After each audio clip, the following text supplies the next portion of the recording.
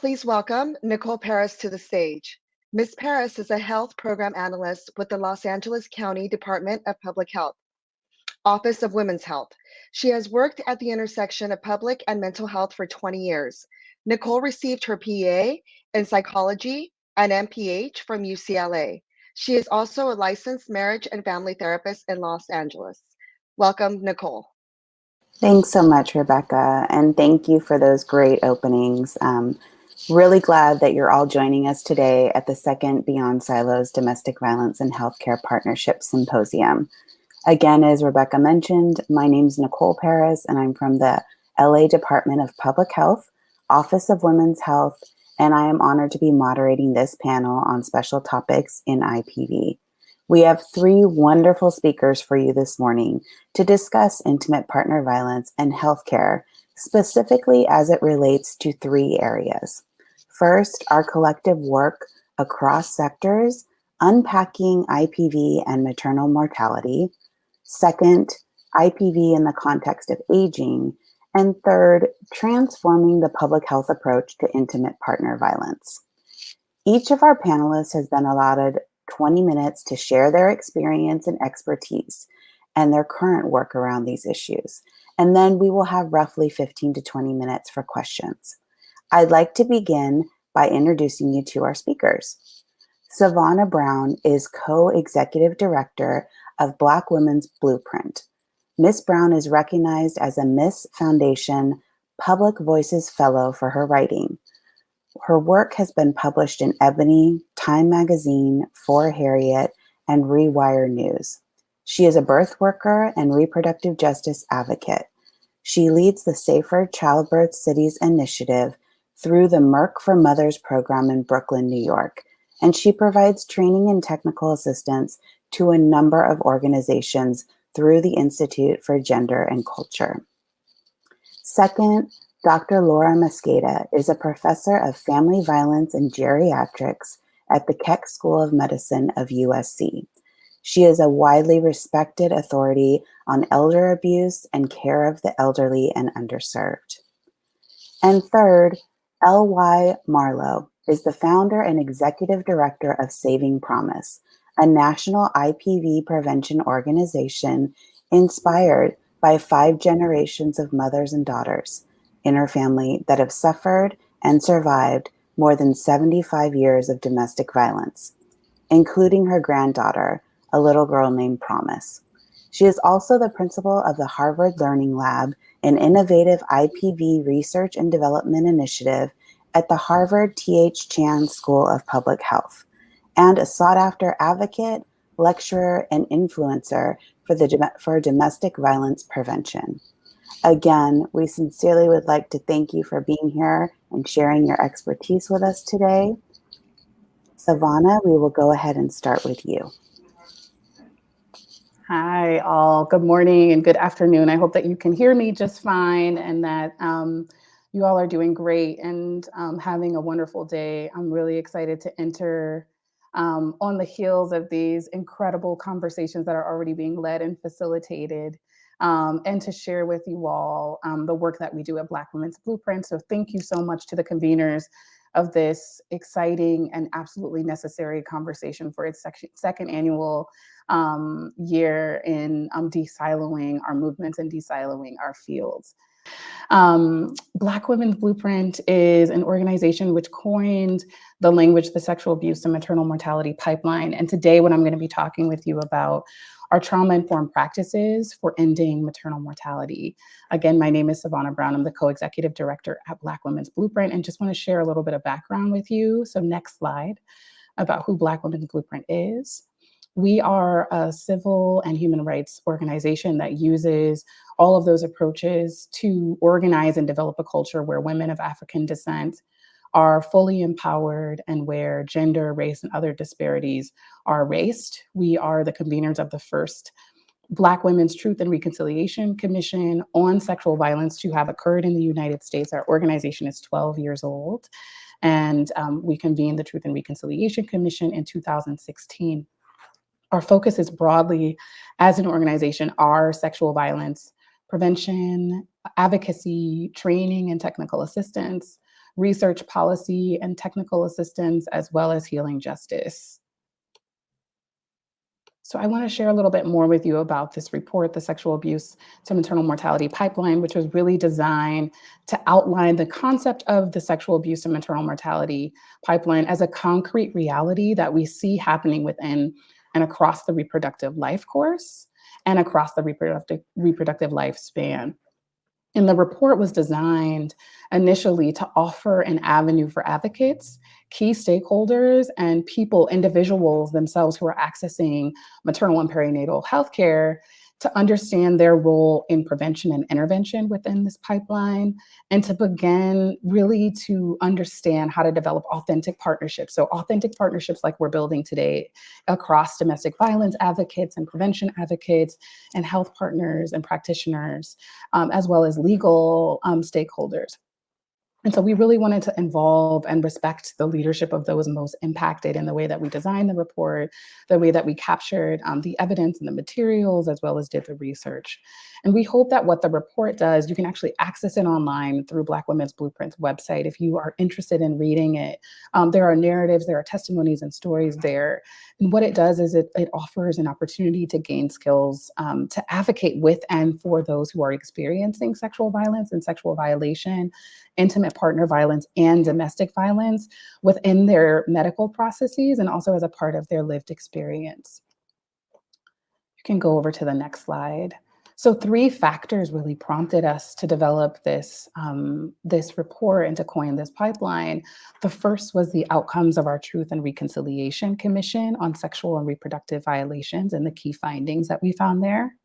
There was also existing research on COLEVA, which are the consequences of lifetime exposure to violence and abuse, and ACEs scores that link to what we have witnessed as doulas, as advocates in hospitals, in gynecological exam rooms, in medical institutions. And then also the current state of affairs, right? The political moment regarding the constant threat to reproductive health access, reproductive rights and justice, the closing and shutting down of clinics, and the bans that we see across the nation. You can turn to the next slide. We were also prompted by the data, right? The data surrounding the national crisis in intimate partner violence and the data surrounding the national crisis in maternal health. So we looked specifically at the United States, and we found that there are over 32,000 pregnancies resulting from rape each year in the United States, according to the Bureau of Justice Stats. Furthermore, a research survey that we completed as a part of our TRC, our Truth Commission, found that close to 70%, and we surveyed Black women and girls in particular, experienced sexual violence and some forms of intimate partner violence before their 18th birthday. Local doula services and agencies also showed us that they were inquiring about pregnant women's histories of sexual abuse, domestic violence, and intimate partner violence. And 20% of pregnant people served reported that they had experienced some form across their lifespan. And that actually increased in pregnancy. And people also interacting with OBGYN, physicians, practitioners reported having re-traumatizing experiences. Sometimes those were intentional, and other times they happened as a result of triggers or other experiences that the person had had before, pre-existing PTSD or post-traumatic stress from past intimate partner violence. And then other times there were new incidents of violence that occurred. You can go to the next slide. So this report really examines these markers across the pipeline, and we see those markers as sexual abuse, unaddressed trauma, superimposed social and structural stressors like racism and sexism. We also noticed that there was re-traumatization within medical experiences, which I was just touching on. There's also distrust and avoidance of healthcare professionals. And obstetric violence also was something that we found in all of the evidence in the testimonies. And there was a linkage that was drawn between all of these instances and issues of maternal mortality. You can go to the next slide. We wanted to consider deeply what intimate partner violence prevention advocates needed to know, right? IPV survivors report lasting impact throughout their reproductive lifespan where maternal health is concerned. And the long-term effects of trauma experienced by women in particular is directly proportional to what we found to be the lack of gender responsive care and intervention. And if this is something that you're interested in learning more about and hearing more concrete case studies around, I recommend researching Penny Simpkin. She has an institute that is centered around when survivors give birth, and a book that she also writes that draws attention to the lack of attentiveness or the lack of trauma-informed care for pregnant people and also postpartum women, where issues of domestic violence and sexual violence actually are proven to increase. We found that we lack adequate strategies within the violence prevention movement for how to attend to pregnant people who are dealing with intimate partner violence at the intersection of their pregnancy, and the same for postpartum as well. So you can go to the next slide. Some of the examples that come out of the report, and I hope that each of you will look into it, are that pregnant people do not seek gynecological or prenatal care due to their intimate partner violence experiences. Survivors who report experiences of cultural issues and also instances like virginity testing, which happens across cultures, and other stories of obstetric violence were raised. We also saw non-consensual disrespect and abuse that was demonstrated sometimes at the hands of practitioners who actually may not have gender responsive or cultural competencies. And so we're curious to the physicians and the practitioners who are here in the space with us, what trainings you've also had around intimate partner violence and sexual assault in terms of how to engage in trauma-informed care, but then also what questions to ask even in a screening with an individual in order to provide exams in a consensual way or utilize informed consent and body autonomy within your practice. And so just to also unpack a little bit more of those markers, you can see them here along this slide.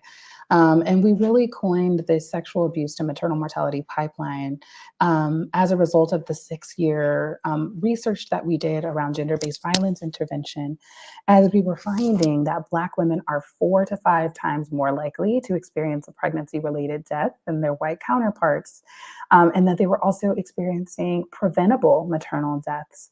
Some of those preventable maternal deaths that are not always archived within even the maternal health index are homicide related, domestic violence related, and a host of other issues that we actually have seen present in documentation and in the research that many physicians have done. We're also seeing issues of unaddressed sexual trauma, which predisposes them to toxic stress and weathering, which is research that has come out over the last couple of years, medical distress and avoidance, obstetric abuse and neglect, and maternal mortality. So I'll just go through these really quickly, these definitions. So if you go to the next slide, you'll see that we articulate that women of color are disproportionately affected by sexual abuse, sex trafficking, fondling, groping, assault, rape, and those resulting in adverse outcomes for their reproductive and maternal health. Sexual abuse survivors, past trauma impacts their full reproductive life course and future. In the next slide, we talk about unaddressed sexual trauma, right? This is the neglect of sexual trauma histories that leads to higher probabilities of re-traumatization and this abuse to maternal mortality pipeline. On the next slide, we deepen this kind of conversation around weathering, which is this complex web of social and cultural relations and anxieties that causes chronic threats to be superimposed. And more research can be found on weathering through Arlene Geronimus, who actually produced some reports that name that people of color disproportionately experience weathering.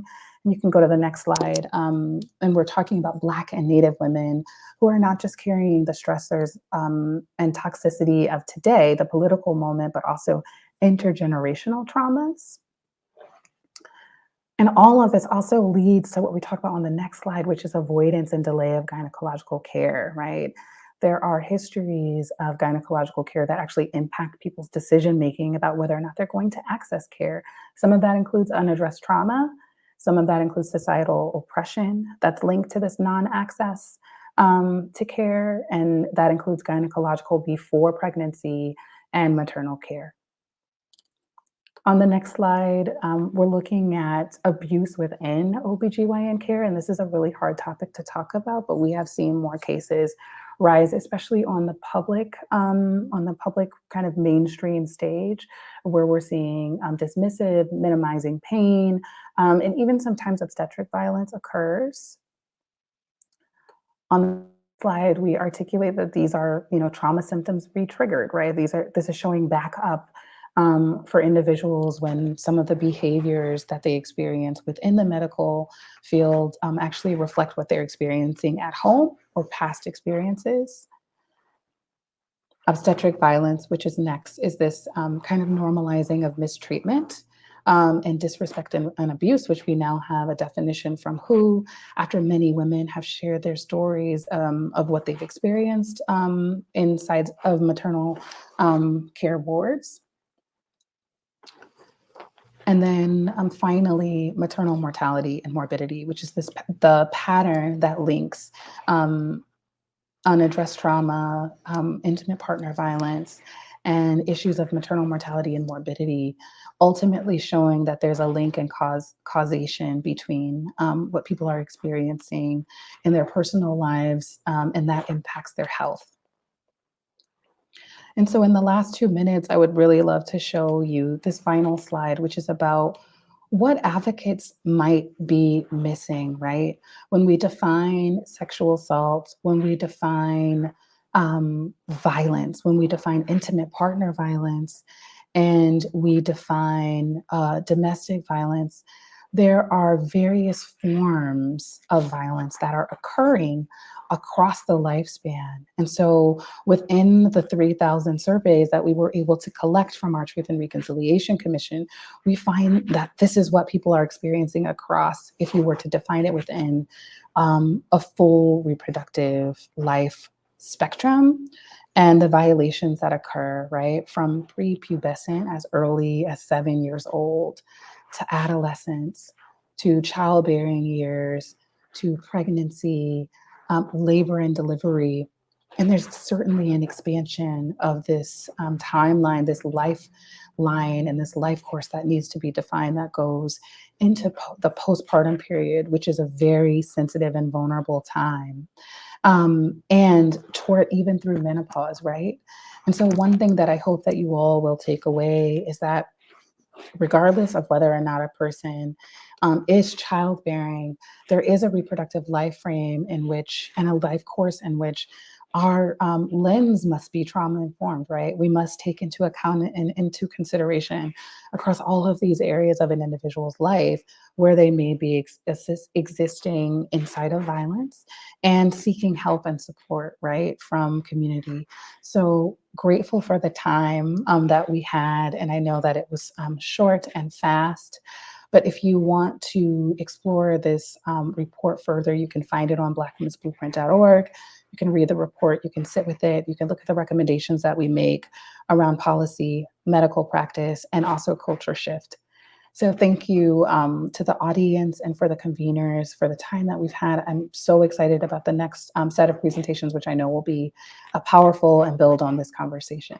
So I'll turn it back over to the team. Thank you so much for that important presentation, Sevonna. And now, Dr. Mosqueda, if you are ready to go, your 20 minutes. Thank you. Great, thanks. All right. Well, it's great to see everybody. Just to get it out of the way, yes, I do get called Dr. Mosquito a lot. So, but my name is Laura Mosqueda, and I'm a family physician and a geriatrician at the Keck School of Medicine of USC.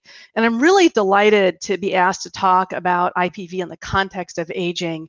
And I'm especially delighted to be sharing a panel with Sevonna Brown and L.Y. Marlow, who have remarkable bios, and I know we're going to learn a lot. Already have started. So thanks for the invitation and letting me join you to talk a little bit about the aging issues. So let's talk a little bit about IPV in the context of aging. And sometimes we talk about it kind of living in the margins, because there's a whole field of work in the area of elder abuse, and then there's all this work in IPV. And even though we know it's like a Venn diagram where there's a lot of overlap, we don't talk about it that much. And there's sort of a sense of, well, they're taking care of it. No, they're taking care of it. And that sort of leaves older adults who are survivors a bit invisible. And in fact, IPV research does focus on women of childbearing age. If you start looking at issues of IPV and research in IPV for older adults, I hate to break it to you, but older adults starts at about the age of 46. Now, in my world as a geriatrician, 46-year-olds are still kind of, that's still pediatrics for me. But in the world of IPV, this is where people really start to talk about aging. I'm going to be talking about truly older adults in their 70s, 80s, and beyond, because I think that's an area that doesn't get discussed enough. And in fact, the U.S. Preventive Services Task Force says we should screen women up until the age of 45 for IPV, which means that 40% of women are kind of, again, invisible, not being screened. If you think about symptoms of IPV, they include things like sleep disturbance, digestive problems, difficulty with concentration, feelings of hopelessness, worthlessness, depression, chronic pain. If I were then to just say, let's not call it symptoms of IPV, keep the same list and call it symptoms of aging, hey, a lot of people would say, this is what happens with aging as well. So what we find is that the normal and common age-related changes can mask and mimic signs of IPV, which means we all have to be especially alert to issues related to IPV in older adults. And I thought maybe an interesting way to do this with all of you today was to go through 3 cases. Each case, each person in the case will exemplify a really different aspect of what happens with IPV and aging. And at the end of my talk, I'm going to throw down the gauntlet and ask people to really think about what we all can do differently and better for older adults who may be victims of IPV.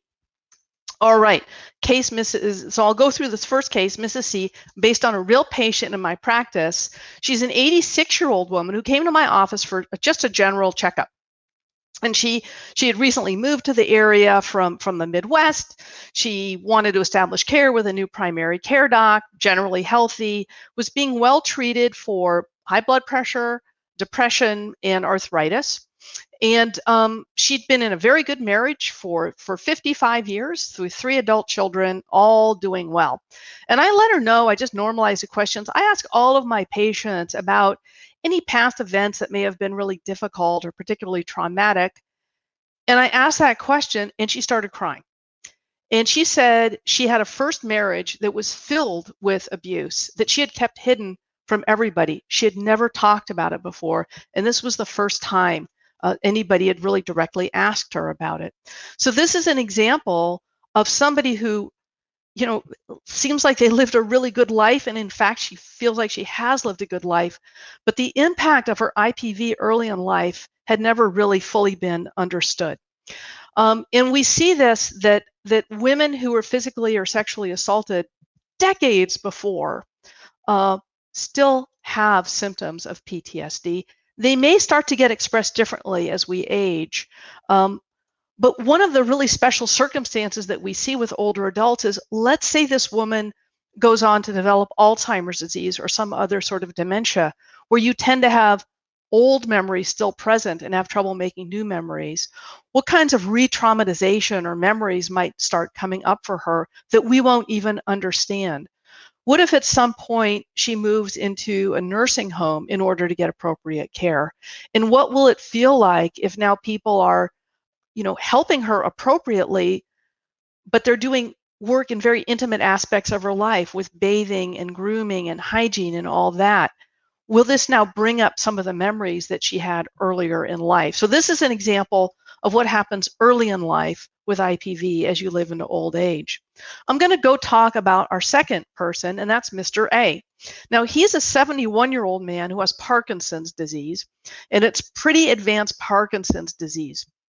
The illness started about 7 years ago. He received all the appropriate treatment, you know, physical therapy, medications, something called deep brain stimulation. But now it's really moved along. He's had frequent falls, was in the emergency room multiple times. It's pretty common for people with Parkinson's disease to fall. But in fact, he was in the emergency room 6 times in the past 5 months last year, and now he's needing more and more help. His caregiver is his wife, and she has to help him with all kinds of things. He can't get out of bed into his wheelchair without her help. He wears a diaper.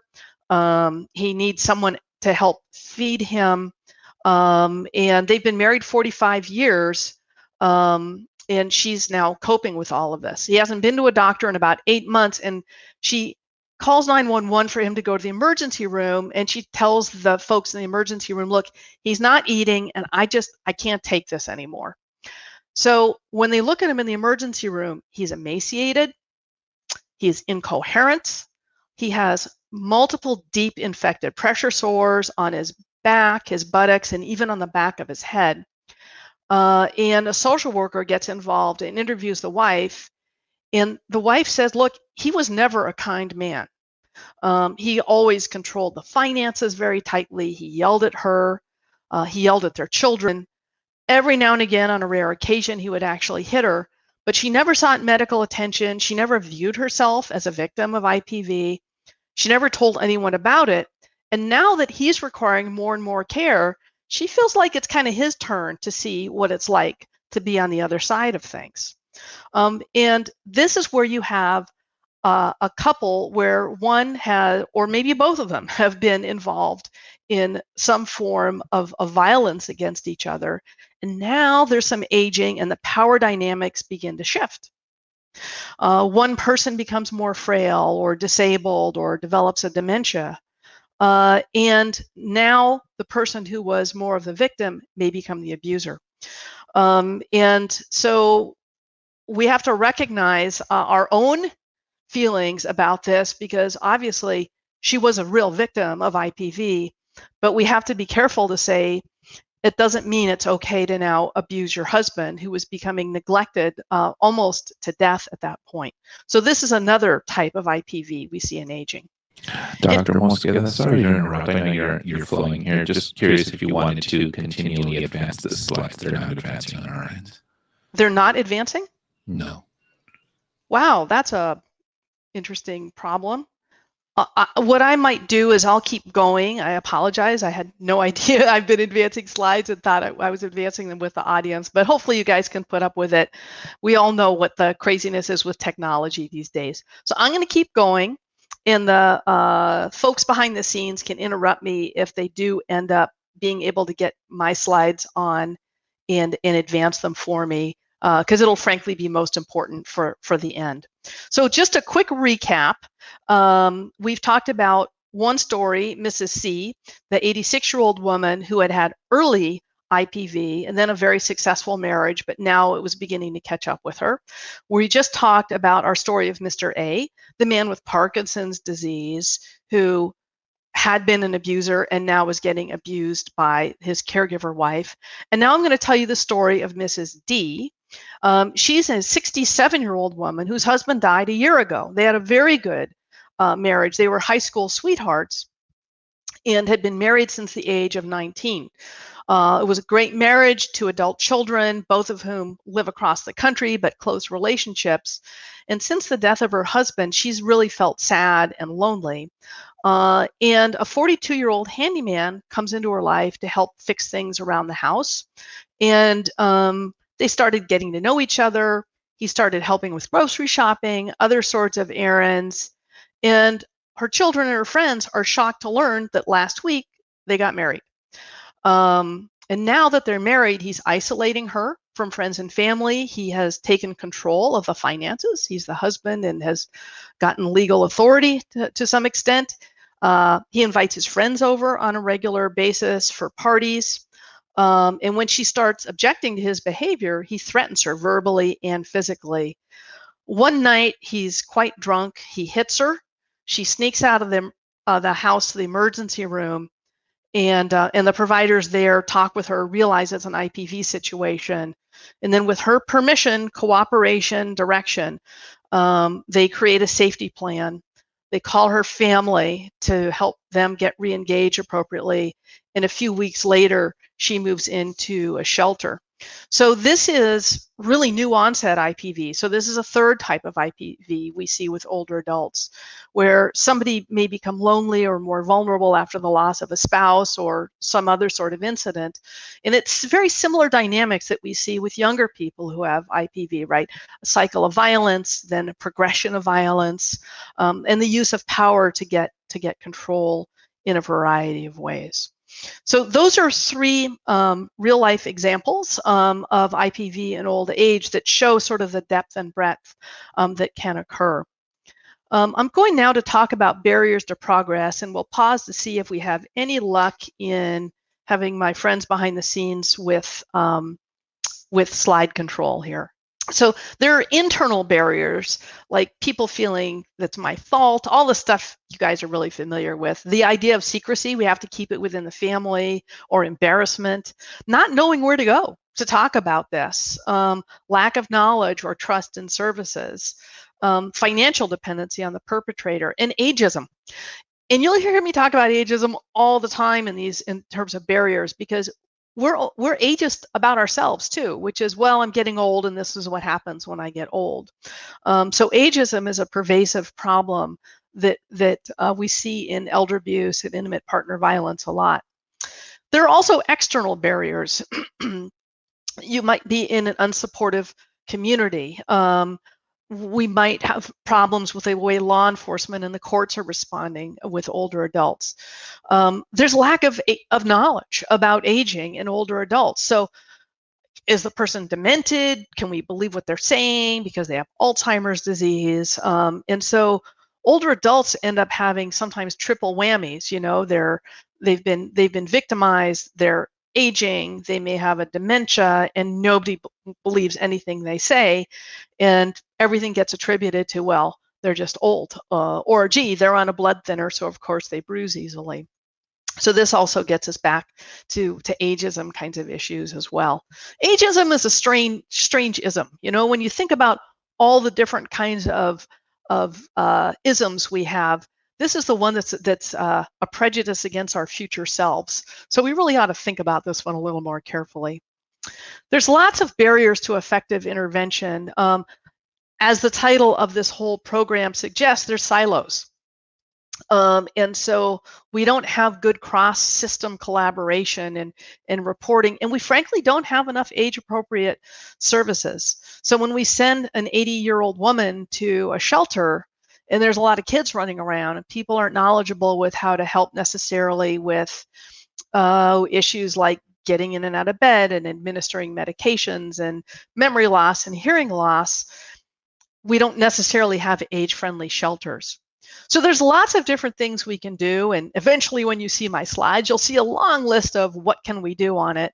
And so what I would say is, first we got to recognize that it happens and ask people about it. We've got to work more at partnerships. We have to adapt what we do have for older adults so that it really works for everybody. And we have to work at interagency collaborations much more strongly. You know, what we want is for older adults, I'm assuming right now that people still are unable to see slides advancing. Is that correct? Correct. Sorry about that, Doctor. Okay, so I think maybe the best thing to do is to end it here. I had a really cool slide to end on, and you'll just have to hold your breaths and wait and see it in your own good time. But of course, what we really want for all of our older adults who are aging, related to IPV or not, is that they're treated in a dignified and humane way. It's just as important when you're 95 as when you're 35 to have meaning and comfort and identity and joy and inclusion in your lives. It's important that we treat everybody with dignity, respect, and I think love. And so on that note, I'll end. You'll see on the very last slide when you get my presentation that there are a variety of resources for you to access. And I just want to thank you all for your time and attention. I'll stop screen sharing now, unless it's already off. And hand the virtual mic back over. Yes, thank you so much for that presentation, Dr. Mosqueda, and for your patience. I know the tech issues can be distracting. So, but we really do appreciate your time, your expertise, and the great case examples to really highlight IPV in the multiple forms for across the lifespan, right? And how those early impacts and traumas can carry on, and then also the opportunities, unfortunately, for relationship abuse as we age. So again, thank you very much. We are going to move on to L.Y. Marlow for her presentation, and then we will be bringing everyone back up for a little Q&A session.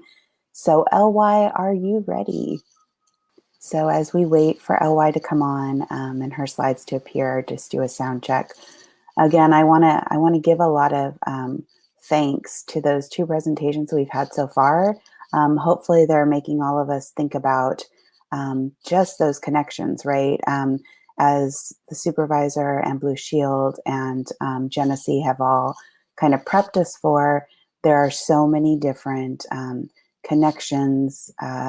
There are so many intersections, and that when we're addressing issues of violence like IPV, we can't ignore or de-silo ourselves. And so this collaboration is even more essential. And when we throw the trauma and the impacts of trauma and unresolved trauma on health, we have a lot that we're all dealing with. And I think as providers, most of you probably see this, but as agencies and systems, we're not set up to deal with it. So again, even more reason for being here today and having these conversations. I do also want to say that because we are discussing some really, difficult topics, that just to take a moment for yourself, kind of check in, see how you're doing. As we know, because these issues of violence and abuse are so prevalent, trauma is so prevalent, chances are we've all experienced something in our lives, if not directly, but with someone very close to us. So just take a moment, check in, take a couple of deep breaths, stretch, get a cup of tea or some water if you need to. But again, later today, we're really going to talk about, self-care and dealing with listening and being witness to people's, tough stories and their journeys to healing. So just as kind of a little precursor to that, take a moment for yourselves now. I will go ahead and maybe start some Q&A for Sevonna and Dr. Mosqueda until we can get L.Y. Connected. So if it's possible to, perfect, there you are. So one of the questions, since you both have tremendous experience in your fields and with your specific populations, what's one of the kind of persisting myths or misconceptions about IPV when it comes to your specific population that you feel like people keep repeating that myth or they keep having that misconception? I mean, I can talk about several of them, especially when it comes to communities of color. And I think, one is that there's often an idea that it's purely relational, right? But it actually takes the form of communal, societal, structural, systemic. And so we all really have a role to play in dismantling violence and interrupting and preventing violence. And all systems, have a role to play in raising awareness around it and addressing it. And so I'm incredibly grateful that we're talking about de-siloing. And I think these two kind of fields and sectors coming together can actually demonstrate how other fields and sectors can come together, right? Because this issue of intimate partner violence is not just relational or individual or happening in dyads and triads. But really, people are surrounded by communities where this can either be perpetuated or it could be interrupted, right? Or they're inside of systems where it could be caught It could be prevented, it could be addressed directly. And so I really hope that we can be moving towards a way and towards an understanding and expansiveness within our fields to say, oh, that doesn't just happen to certain kinds of people or in certain types of conditions, under certain kinds of conditions. But there's a broader, I think, bird's eye view that we can take that allow us to actually lock arms together across our sectors and come up with a full big picture scope of work and strategic plan for how we end intimate partner violence. Great point, Sevonna. Thank you so much for that. And Dr. Mosqueda?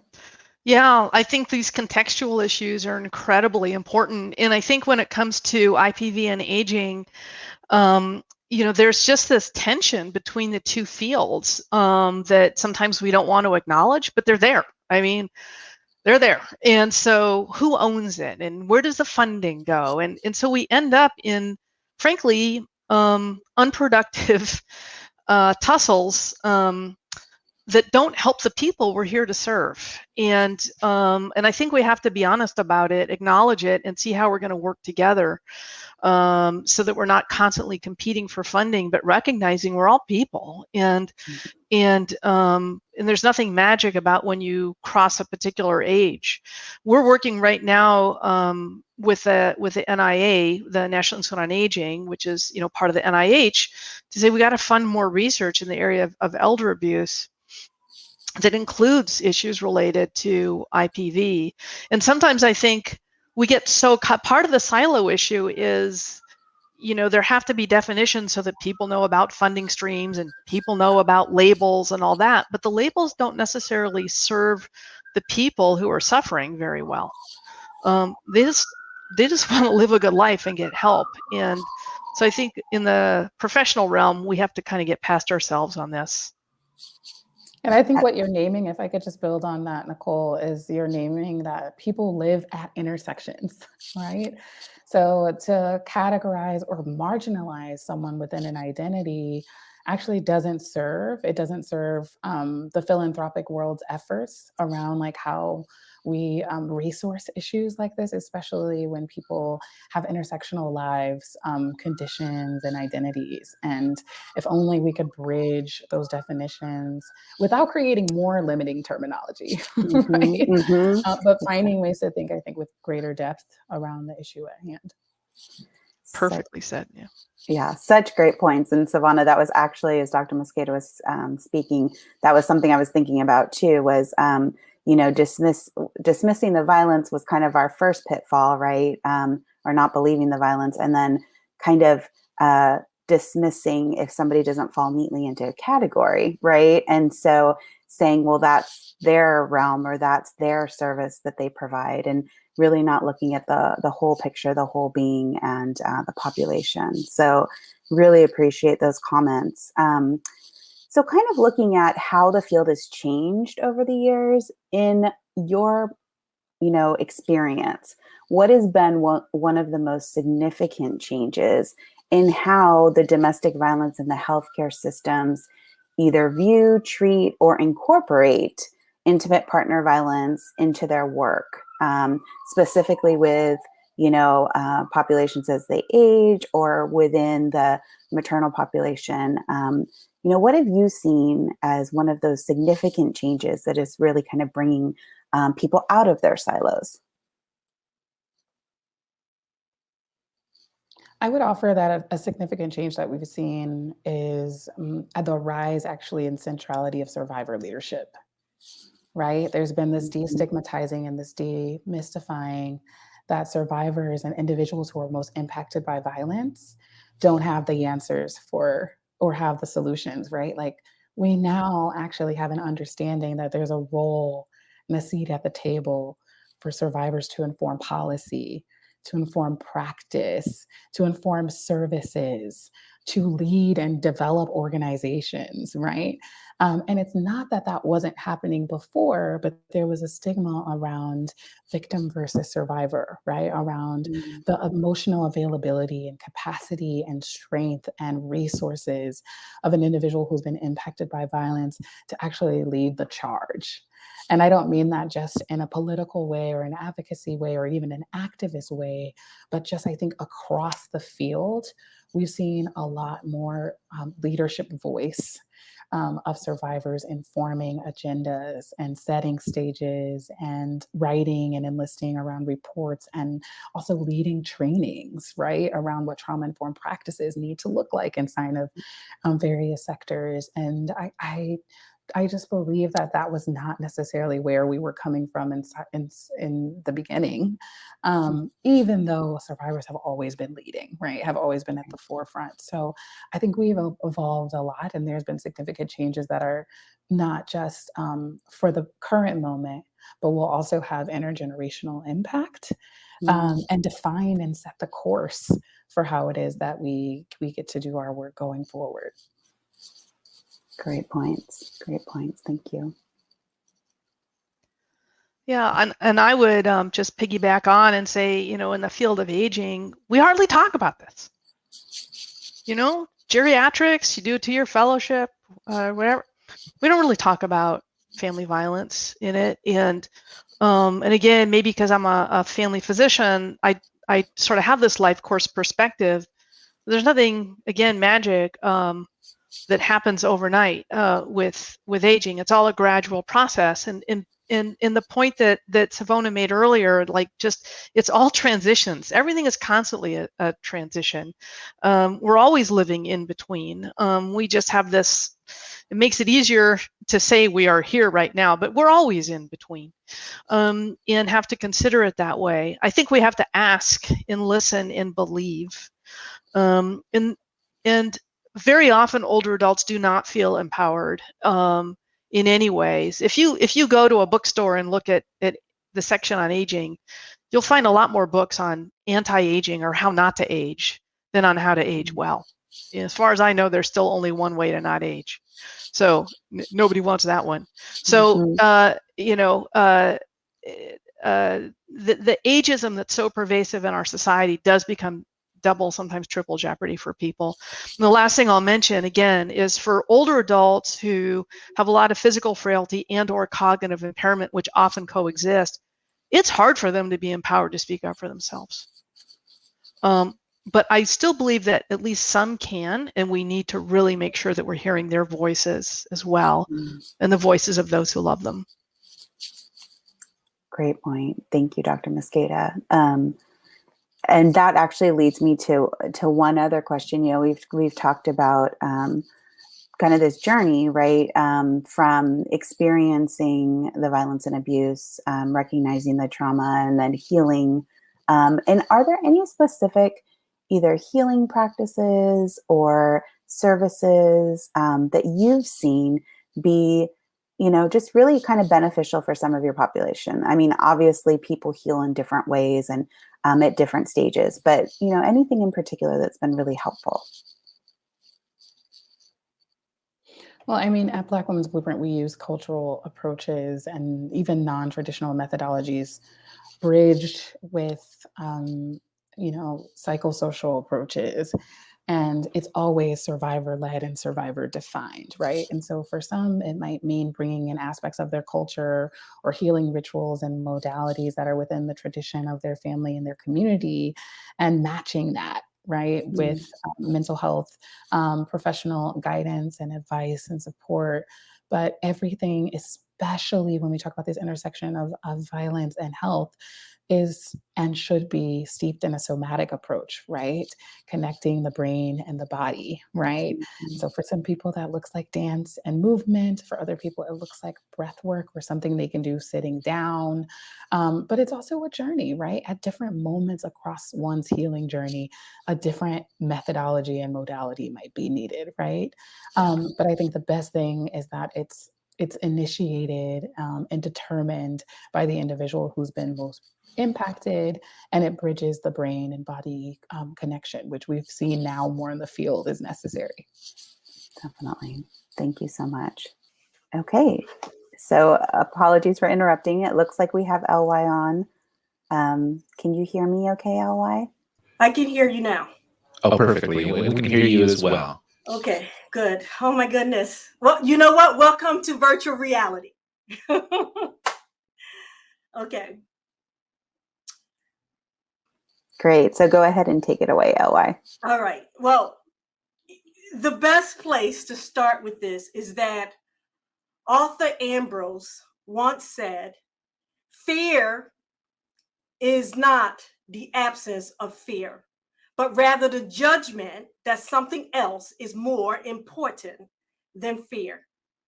Who knew that I would someday have to confront my something else and find my courage, a courage that would ultimately change my life?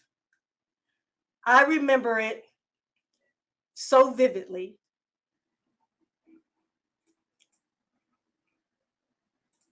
And just let me make sure I'm sharing my screen here. Are you seeing my screen? Oh, now it's popping up. Okay, you see my screen? There you go. Sure. Okay, good. Thank you. I remember it so vividly. The year was 2000, August the 25th, 2007.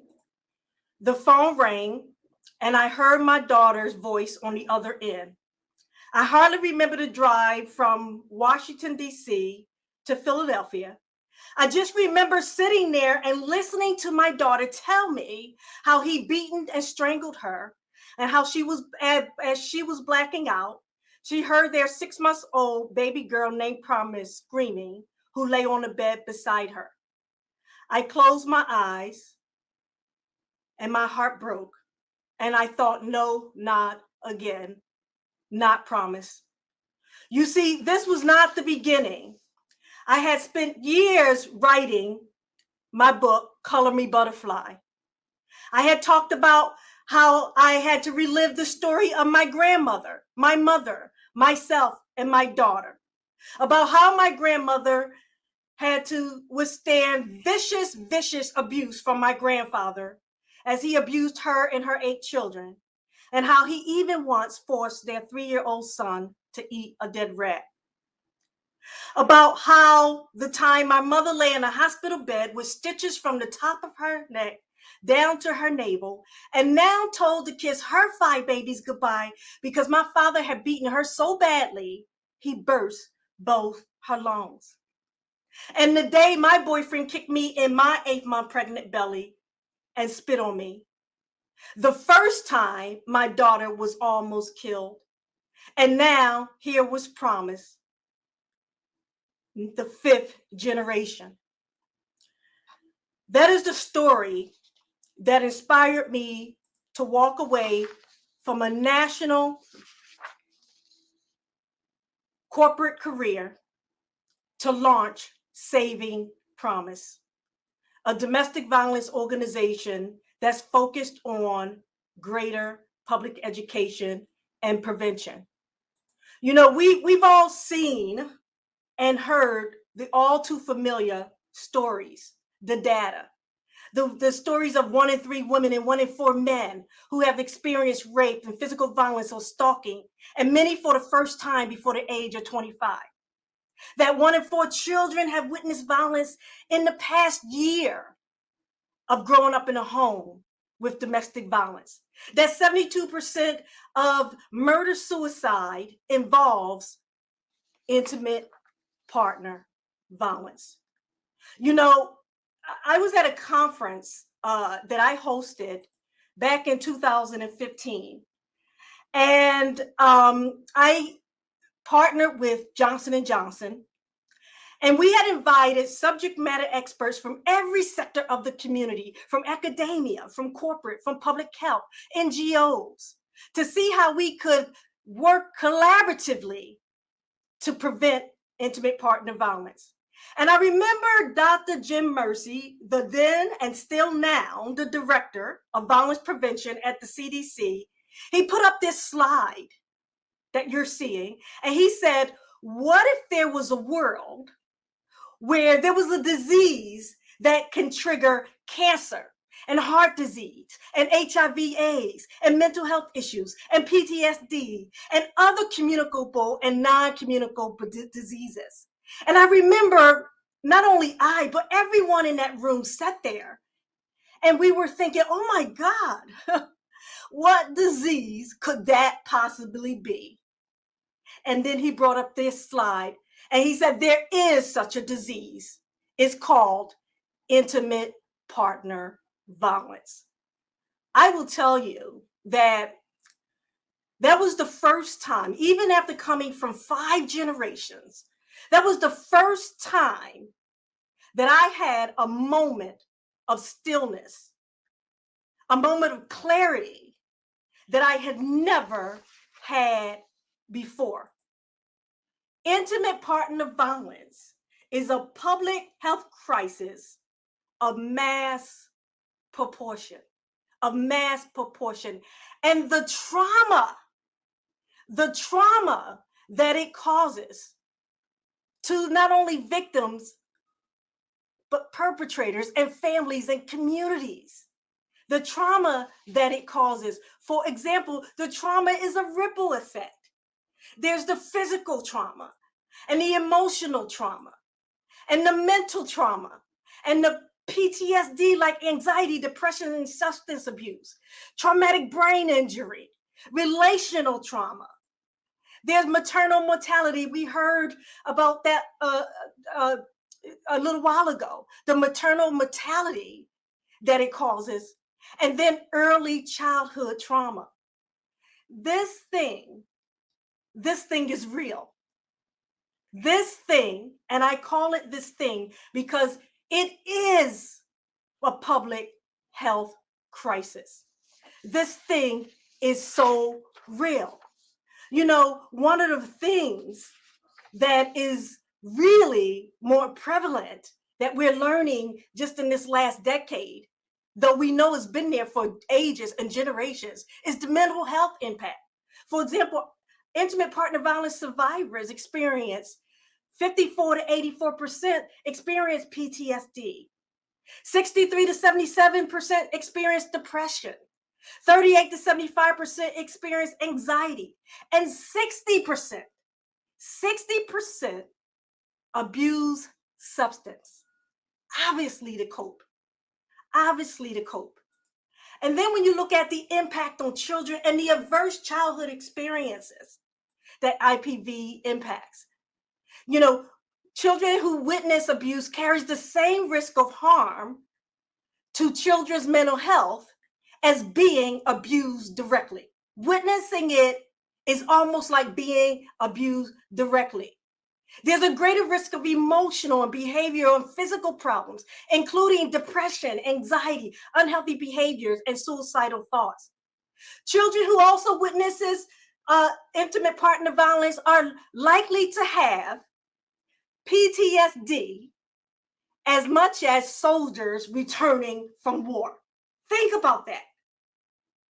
They may experience PTSD at the same impact and traumatic experience as soldiers returning from war. Brain imaging in infants shows that exposure to domestic violence, even while sleeping in the uterus, can reduce parts of the brain. It can change its overall structure and affect the way circuits work together. Higher likelihood of witnessing intimate partner violence as a child also can trigger them to become a perpetrator or victim later in life. And then babies who were born to mothers subjected to violence have 3 times the level of inflammation in their bodies than an adult. We heard Sevonna sharing the news about this. Our children are at grave risk. And when you look at the risk factors across the community, the health and the economy, and look where the health is, it's dead center in the middle of it. So on the community side, there's increased levels of severe violence across the lifespan. There's anticipated increases between the intersections when you think about other things that intersect with intimate partner violence, from mental health to suicide, to homicide, to poverty, to drug and alcohol, to homelessness. It's pervasive. It increases the injuries and mental health and non-communicable and communicable diseases. And we got to think about the astronomical increases of healthcare costs. And speaking of healthcare costs, when you look at the economics of it, there's an anticipated increase in annual costs of intimate partner violence and related injury and intersections that is estimated in the trillions globally. And not to mention the increased costs in social services, law enforcement, and other intersections, including healthcare providers that are treating or responding to trauma-related issues. And guess what? Guess who's paying for it? Guess who's paying for it? You. You know, that reminds me of, some time back when Oprah was giving away those cars on her shows, and she said, you get a car and you get a car. Everyone gets a car. Well, guess what? You get the burden. You get the burden. Every one of us here today, carry that burden. This is the time to start talking about breaking down the silos. Now is the time, because intimate partner violence is a public health volcano ready to erupt. We recently at Saving Promise, along with our partners, wanted to just over the last few weeks, wanted to conduct a national public opinion poll to identify and explore the mental, physical, and emotional effects the pandemic has had as it relates to the potential of exacerbating domestic violence. This data just came back to us last week. So this is real current data. Here's what we found. 45 to 65% people share that their relationships have suffered as a result of COVID. And we all know why. Quarantining and everything that triggered so many challenges for us. 58% reported worsening of their significant other's temper. And it was slightly higher for those with children. More than 52% agree that their state of mind and their mental health has gotten worse over the last 18 months.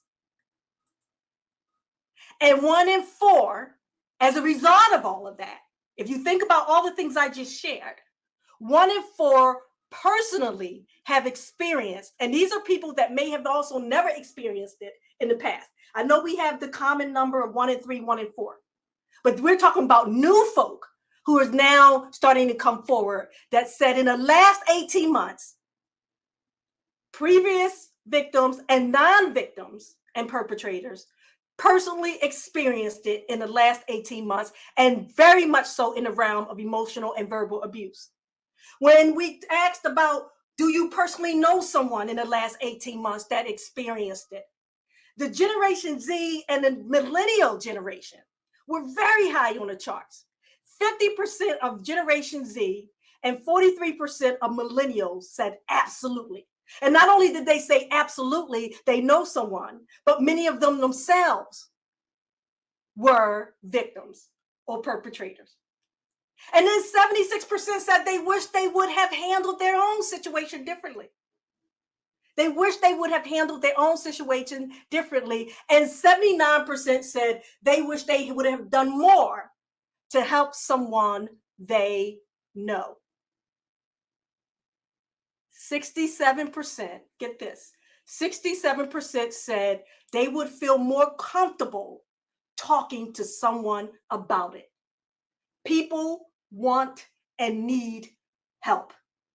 People want and need help. And of those people, 43% said they undoubtedly want to talk to their healthcare providers, their physician, their nurse, their therapist, health administrators. They want to talk to their healthcare providers. And of that, 1 in 4 Generation Z said that they would prefer to talk to a healthcare provider more than law enforcement. Let me say this, and if you don't hear anything else I say today, this conference is not about whether or not should we bridge the gap. This conference should not be about whether or not we should have conversations about when to bridge the gap. This conversation has to be about breaking down the silos. We need the healthcare sector to be on the front lines with us in this, because this is real. This is real. It is so real that when I think about the 5 generations in my family, when I think about my grandmother and the physical, mental, and emotional acute trauma that she suffered, when I think about my mother and the physical, mental, and emotional and acute trauma that she suffered, when I think about my own suffering, severe physical and emotional trauma, and maternal health. We heard Sevonna talk about the maternal health, particularly on Black women. When I think about my daughter who suffered from strangulation, head injuries, from severe trauma and maternal trauma as she was pregnant and carrying Promise. And then when I think about Promise, who born into that, both pre-trauma and post mental, emotional, and physical trauma. And I'm not ashamed to say, even to this day, Promise sees a counselor, a therapist, because of the trauma. And then when I think about that trauma on that chart that Jim showed us many moons ago in 2015 is real, because this is how it affected one family. And not only did it affect our family in terms of the trauma, but my mother would later pass away 40 years later from lung cancer due to the trauma that my father had inflicted on her nearly 40 years ago. So the generational trauma is carried in the body. I think of that book that calls The Body Keeps Score. The body keeps score. My mother died 10 years ago, nearly 40 years later, from the trauma my father inflicted on her lungs. And to this day, in the last several years, have been diagnosed with PTSD and life-threatening health issues. And guess what? Someone talked earlier about the impact that is having to advocates. Well, I am one of those. I was diagnosed with life-threatening health issues that attacked every part of my body, my brain, my heart, and my autoimmune system, due to the chronic stress of trying to save Promise. And when I say trying to save Promise, I'm talking about the promise for us all, the promise for our families and our communities and our children. This is real. And the healthcare providers, you all have a unique and critical role to play. If you think about it today, do it. If not for my family of 5 generations, my grandmother, my mother, myself, my daughter, and Promise. If not, do it for the countless men, women, and children that are affected by this public health crisis. Do it for the community advocates and stakeholders that show up every day on the front lines. Do it for the men and women in law enforcement that put their lives on the line every day. Do it for your peers and your colleagues, because you are the ones that we turn to behind those closed doors. Or do it for your family and your friends and your community. We got to do it, because what's needed now is that healthcare providers can be engaged in an informed response in the screening, in the intervention, in the safety planning, in the reporting. Healthcare providers, you all can offer support and build trust. We already trust you. There are two people that we trust more than anything in our lives, every one of us. When somebody touch our hair, we talk to our salon stylist or barbershop, we tell them everything. And when you close that door or you close that office window, you have our trust to open up. So you already have the trust. And then you can validate that trust and help us share resources. You can help us improve health outcomes. We can't do this alone anymore. And ultimately, you can do what you do every single day. Every single day, you save lives. So what's needed? A disruption. Public health agencies would typically place prevention at the forefront of efforts and work to create broad population level impact, can bring critical leadership. We need your leadership and your resources to bear on this problem. It is no longer, folk, a conversation of if or when. It is a conversation of now. It is a conversation of now. We are beyond silos. We are beyond silos. We cannot operate in silos any longer. We cannot operate in silos any longer.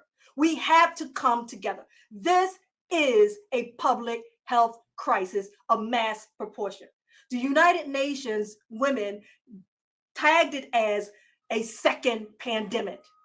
A second pandemic. We have the ability, when we look at the intersections of domestic violence and health equity, we can have a systematic response, not only to achieve health equities, but also domestic violence prevention.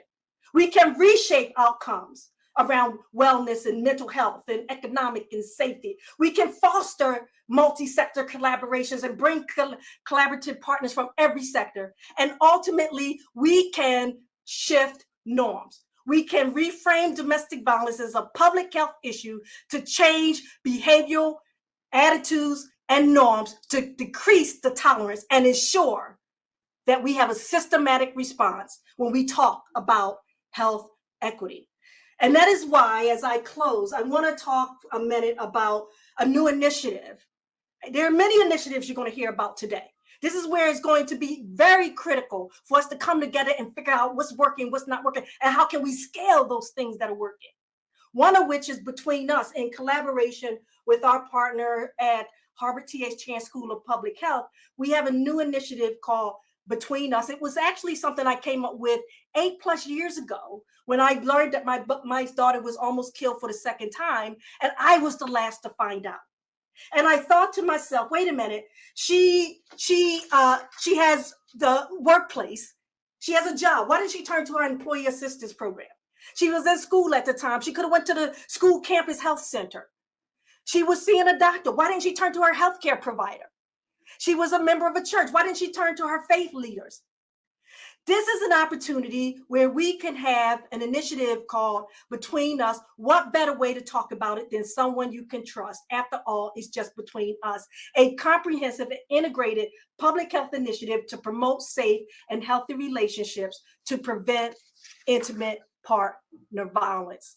And in fact, the whole notion is we want to bring community-based partnerships together from the grassroots, and as you can see to the right of this slide, the healthcare sector, to make Between Us and other initiatives that are working available in hospitals and doctors' offices and farmers and community health centers and urgent care. You know, and looking at how do we look at this as a comprehensive model to really bridge the gap. And what that looks like for healthcare providers is greater public awareness, where we do a comprehensive public awareness campaign to raise greater grassroots awareness and engagement. We provide training and education, a dynamic platform to educate healthcare providers so that when they do encounter it, they not only know how to respond, but they know how to also prevent it and bridge the gap between patients the NGOs, the social services, the law enforcement, and the healthcare providers. And then finally, additional safety and support resources that they need in order to do the things they need to do around assessment, reporting, and interventions. So why now?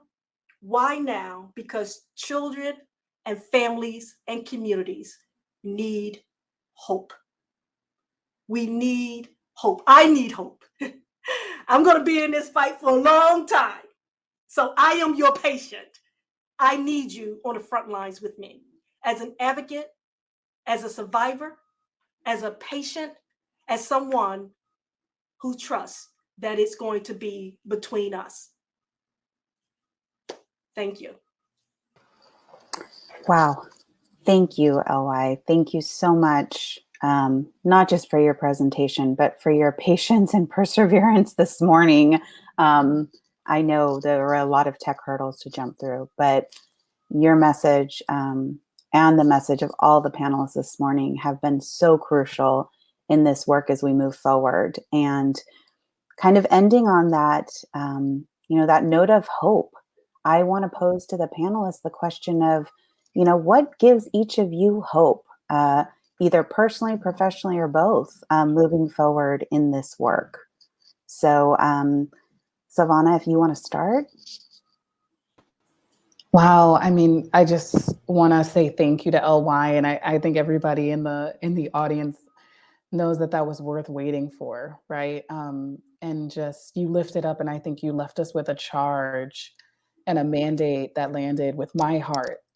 That it's urgent, right? Like what we do and what we're doing right now is urgent. And so I just want to express my gratitude. And when you ask the question, Nicolle, what gives me hope? I have to say very authentically and transparently, my ancestors, because I know that the burdens that they faced and the intersections of the burdens that they faced,